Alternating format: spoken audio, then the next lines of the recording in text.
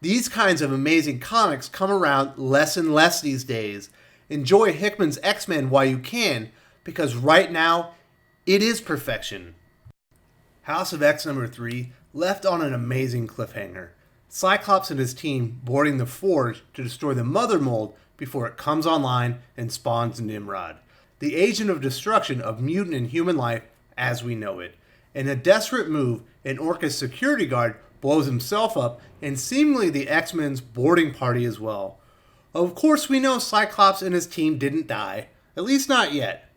But how exactly do Cyclops, Wolverine, Jean Grey, Mystique, Archangel, Nightcrawler, Monet, and Husk escape their demise? I imagine at the end of House of X number 3, Nightcrawler bamfed the team onto the Mother Mold to complete their mission. But with their ship destroyed and no Krakoan portal seeds to transfer them back home, is this a suicide mission now? It doesn't look like a heroic team of mutant commandos have any chance of getting home, but they can still send the Mother Mold into the sun and reset the clock for Nimrod's creation. Jonathan Hickman and his creative team did an amazing job setting the stage for the last 3 issues of House of X and Powers of 10. At some points he filled the books with a bit too much detail, but the payoff in Powers of 10 number 3 and House of X number 3 and 4 is nothing short of extraordinary. Everything about the last few issues is highly impactful because Hickman painstakingly created a story and characters worth investing in. They haven't cut corners or tried to manipulate readers into caring. The characters and stakes are presented perfectly, allowing readers to join the X-Men as we learn their ultimate fate. This comic book receives my highest recommendation. If you just discovered this series, I highly suggest you go to your LCS and buy the previous 6 issues of House of X and Powers of 10. Stories this well crafted and impactful are rare occurrences in comics these days. Before I get into the details of this excellent comic book, I humbly ask if this is your first time viewing the channel, or if you're a regular and haven't yet, please consider hitting the subscribe button. My subscriber count lets other comic book fans know Thinking Critical YouTube is a go-to source for comic book reviews, news, discussion, and in-depth analysis. If you're enjoying the channel videos, please subscribe. Now it's time to dig into all the details of the most impactful comic issue of 2019. It's time for your House of X number 4 comic book review. The art from Pepe Larraz and Marte Garcia continues to shine this issue. The duo have really come into their own this series, and I'm still bummed Larraz won't be part of X-Men moving forward. I suspect he'll contribute to X-Men in the future though. If the first 7 issues are any indication, this story is going to be talked about for years to come, and Pepe Larraz and Marte Garcia are a huge part of that.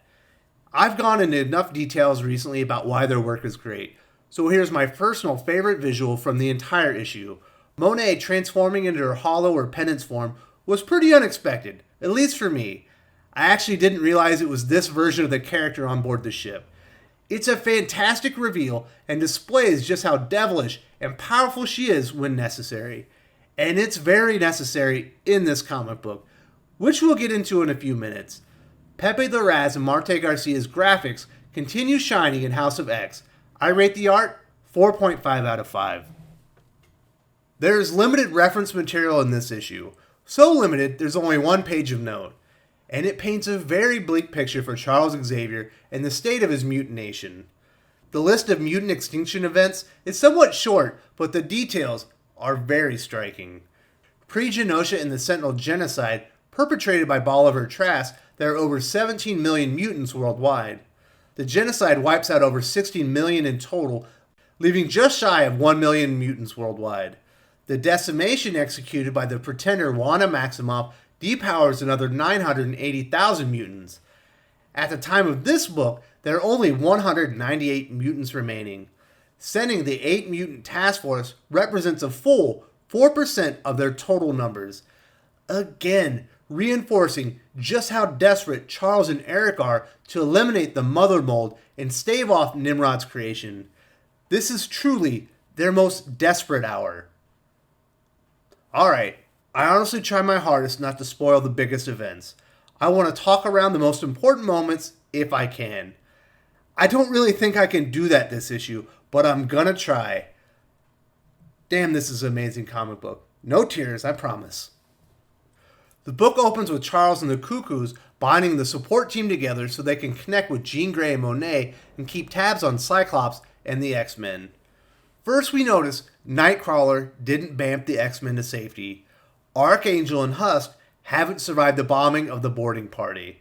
The whole team are beaten and burnt, and Jean doesn't know if they can continue on. Scott takes charge and says, "Yes, we can finish it. We have to. Or this was all for nothing," resolving to ensure his brothers didn't fall in vain. Scott takes charge and puts his team in motion, smartly placing the right mutants in the right place to unlock the 4 control collars between them and complete destruction of the Mother Mold. Jean and Monet stay on the ship and keep comms open with Krakoa.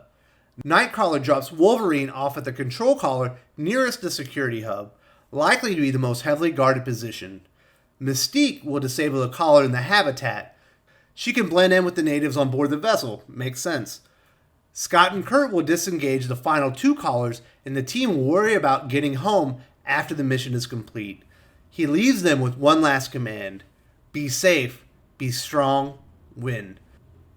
This demonstrates excellent resiliency on Cyclops' behalf and strong leadership traits. Put the right people in the right place, get the job done, and then move on to the next problem set. This is absolutely how you have to operate in combat when chaos reigns supreme. In their moment of greatest need, Charles placed the fate of all mutants in the hands of the right leader. The next scene is a phenomenal character moment for Dr. Gregor and Omega Sentinel. Dr. Gregor is paralyzed with grief after her husband blew himself up to thwart the mutant boarding party.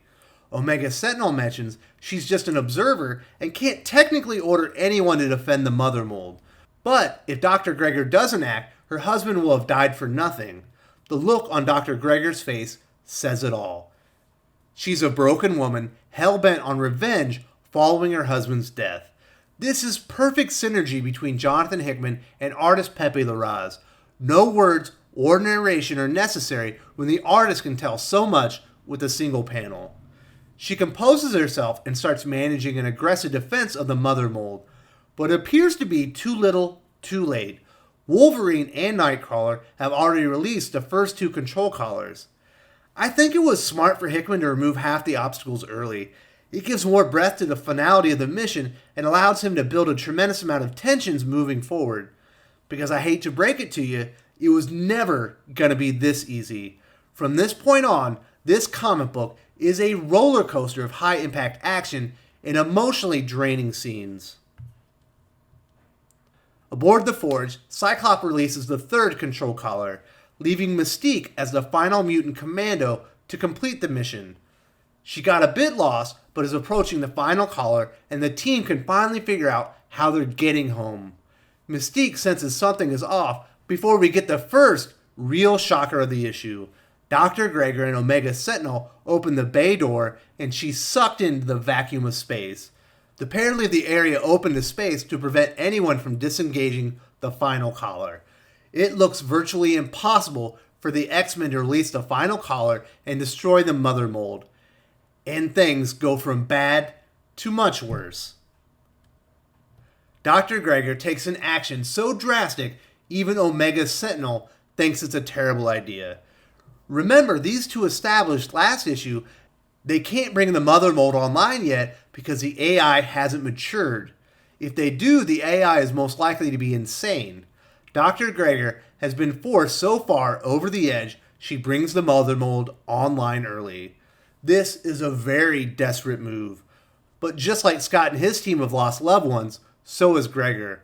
She also doesn't want her husband's sacrifice to be in vain. She basically has the exact same motivation as our heroes.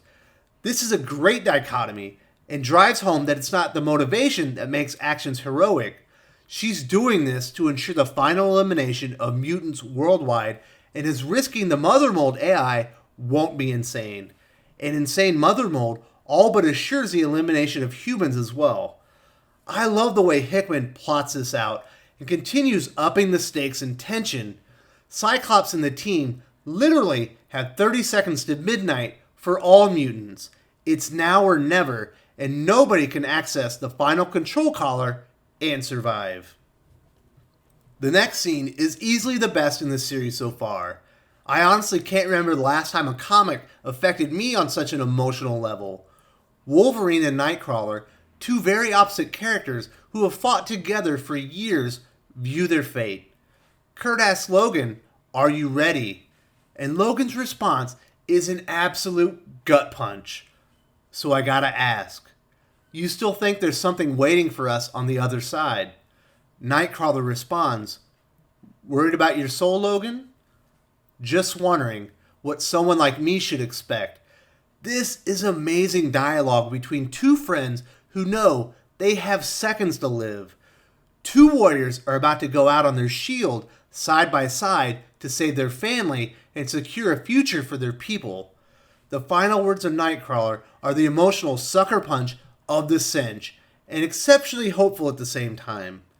Until the very end, Kurt always kept his faith, not only in his God, but in his family as well. When you wake from this earthly slumber, my friend, look for me. I will be there waiting for you. I absolutely love this moment. This is how you make two character deaths feel extremely important and resonate. There's no shame in dropping a tear or two in this moment. Nightcrawler teleports his old friend onto the control collar and immediately falls. His part is done. Wolverine starts disintegrating while he delivers the final blows, releasing the now fully online Mother Mold into the sun. As Cyclops said last issue, it will be done. But the cost is beyond comprehension. Some of the finest X-Men of all time have fallen. And there's even bigger implications by this event. Orchis operated the Forge, funded the construction, and supplied the manpower and scientists. The X-Men just destroyed a space station made up of agents of AIM, SHIELD, Strike, Sword, Alpha Flight, Hammer, Armor, and Hydra. The X-Men basically just committed an act of war against all of the most dangerous agencies in the world. And there are less than 200 mutants left in existence. Do they even have the capability to defend themselves from a full, coordinated offensive from all these agencies and the world governments they represent? In the big picture, they stayed off Nimrod's creation, but they may not survive the fallout. The comic ends with a heartbreaking image of Charles Xavier hunched over in pain at the full extent of the loss his people experience. They've murdered so many of us. The world has grown used to it. This is just how things are for those people. For mutants, no more. This may be Jonathan Hickman's masterpiece, the emotional culmination of 12 issues worth of work paid off in perfection. I rate the characterization flawless, 5 out of 5. The plot is executed to equal perfection, 5 out of 5. I'm shocked there are still 5 more issues of this amazing story. I can't honestly imagine what Hickman and his team have in store that can top this. But he obviously has something in mind to set the final stage for the 6th Dawn of X series beginning to debut in October. House of X number 4 is absolute perfection and the result of phenomenal world building. The stakes couldn't have been higher coming into this issue. The characters responded like the world would end if the Mother Mold came online. They were all willing to sacrifice everything to give their mutant brothers and sisters a chance at a future. I rate House of X number 4 a perfect 5 out of 5. I don't really know what else to say. This is the best comic story in many years. The best X-Men story in over a decade. These kinds of amazing comics come around less and less these days. Enjoy Hickman's X-Men while you can, because right now, it is perfection. The fallout from this issue is going to be very large in scope. You can't destroy a machine built, funded, and manned by so many powerful agencies and not expect an enormous and devastating response. Also of note is the name of the next issue in the series, Powers of 10 number 4. Something Sinister is the name gleaned from the Krakoan cipher provided in House of X number 3. it appears Mr. Sinister and his role to play in Moira's 10th life is about to be revealed. This is going to be the perfect change of pace after 3 high-impact, action-packed, emotionally draining issues that saw a ton of loss on multiple fronts.